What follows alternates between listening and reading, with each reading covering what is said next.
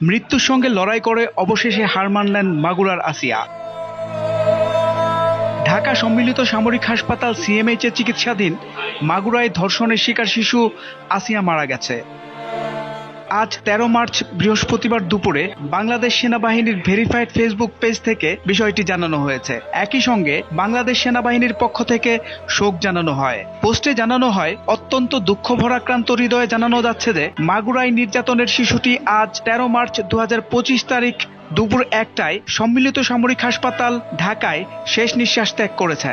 ইন্না লিল্লাহি ওয়া ইন্না ইলাইহি রাজিউন। সম্মিলিত সামরিক হাসপাতাল সিএমএইচ এর সর্বাধুনিক চিকিৎসা ব্যবস্থা প্রয়োগ এবং বিশেষজ্ঞ চিকিৎসকদের সর্বোচ্চ প্রচেষ্টা সত্ত্বেও তাকে বাঁচানো সম্ভব হয়নি। শিশুটি আজ সকালে ৩বার কার্ডিয়াক অ্যারেস্ট হয়েছে।